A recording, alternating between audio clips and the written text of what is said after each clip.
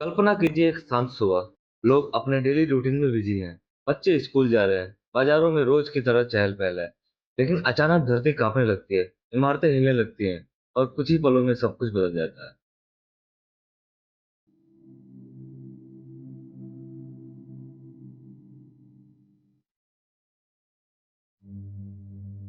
लेकिन ये सिर्फ कल्पना नहीं है।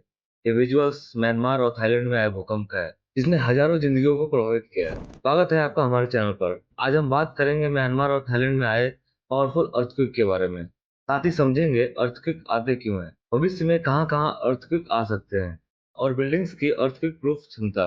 इसके अलावा हम उन कंट्रीज के बारे में बात करेंगे जिन्हें इससे सीख लेनी चाहिए, क्योंकि वो भी अर्थक्वेक जोन में आते हैं। 28 मार्च 2025 म्यांमार के मंडले रीजन में 7.7 मैग्नीट्यूड का एक पावरफुल अर्थक्वेक आया। इसके झटके थाईलैंड की कैपिटल बैंकॉक में महसूस किए गए, जहां बिल्डिंग्स हिलने लगी और लोग पैनिक हो गए। म्यांमार में कई बिल्डिंग्स गिर गई, जिससे भारी नुकसान और कैजुअलिटीज हुई।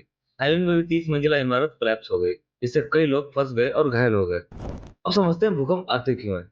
पृथ्वी की सतह कई टेक्टोनिक प्लेटों से बनी हुई है, जो लगातार धीमी गति से मूव करती रहती हैं। जब ये प्लेटें आपस में टकराती हैं या एक दूसरे से दूर जाती हैं, तो उनके बीच एनर्जी स्टोर होती है। जब ये एनर्जी अचानक रिलीज होती है, तो ये एनर्जी के रूप में अर्थक्वेक वेव रिलीज करती है। इससे धरती की सतह हिलती है, जिसे हम भूकंप कहते हैं। म्यांमार और थाईलैंड अर्थक्वेक प्रोन एरियाज हैं, क्योंकि ये मेजर टेक्टोनिक प्लेट के जंक्शन पे स्थित है। म्यांमार में सैंगिंग फॉल्ट लाइन के कारण लगातार अर्थक्वेक आते रहते हैं। 2011 में सान स्टेट में 6.8 मैग्नीट्यूड का अर्थक्वेक आया था, जिससे 75 से ज्यादा लोगों की मौतें हुई थी। इसी तरह थाईलैंड में भी पिछले कई सालों में छोटे बड़े अर्थक्वेक रिकॉर्ड किए गए। अब जानते हैं क्या भविष्य में अर्थक्वेक वापस आ सकता है। इन रीजन में हाई सेस्मिक एक्टिविटी होने के कारण भविष्य में भी अर्थक्वेक आने की संभावना बनी रहती है। हालांकि अर्थक्वेक की सही प्रेडिक्शन करना मुश्किल है, लेकिन इन एरियाज में सतर्क रहना और प्रिकॉशंस रहना जरूरी है। अब जानते हैं किन कंट्रीज को इस अर्थक्वेक से सीख लेनी चाहिए। इस अर्थक्वेक से उन कंट्रीज को सीख लेना चाहिए जो अर्थक्वेक जोन में आते हैं। इनमें शामिल है Nepal, Japan, Indonesia, Philippines, India, Chile और मैक्सिको।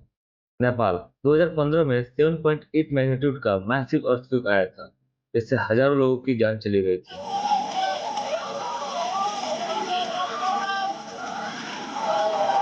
जापान अर्थक्वेक के लिए सबसे सेंसिटिव कंट्रीज में से एक है।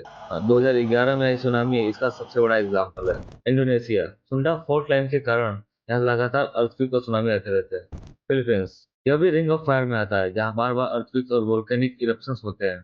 इंडिया खासतौर पर नॉर्थ ईस्ट स्टेट, उत्तराखंड और Himalayan region earthquake proof areas में आते हैं। चिली और मेक्सिको ये दोनों कंट्रीज भी मेजर अर्थक्वेक जोन में आते हैं। कई बार बड़े पैमाने पर अर्थक्वेक झेल भी चुके हैं। बिल्डिंग की अर्थक्वेक रेजिस्टेंस कैपेसिटी उनकी डिजाइन, कंस्ट्रक्शन मटेरियल और इंजीनियरिंग टेक्निक्स पर डिपेंड करती है। मॉडर्न टेक्नोलॉजी का यूज करके बिल्डिंग्स को इस तरह डिजाइन किया जा सकता है कि वो 8 या उससे ज्यादा मैग्नीट्यूड के अर्थक्वेक को सहन कर सके।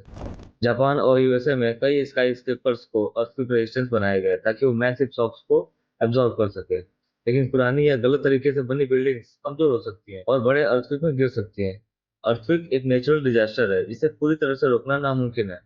लेकिन सही जानकारी, एडवांस वार्निंग सिस्टम और स्ट्रॉन्ग इंफ्रास्ट्रक्चर के जरिए के नुकसान को कम किया जा सकता है। म्यांमार और थाईलैंड में आए इस अर्थक्वेक से प्रभावित सभी लोगों के प्रति हमारी संवेदनाएं हैं। हमें इससे सीख लेकर अपने फ्यूचर को सिक्योर बनाने पर ध्यान देना चाहिए। अगर आपको ये वीडियो इन्फॉर्मेटिव लगा हो तो लाइक करें, शेयर करें और हमारे चैनल को सब्सक्राइब करना ना भूलें।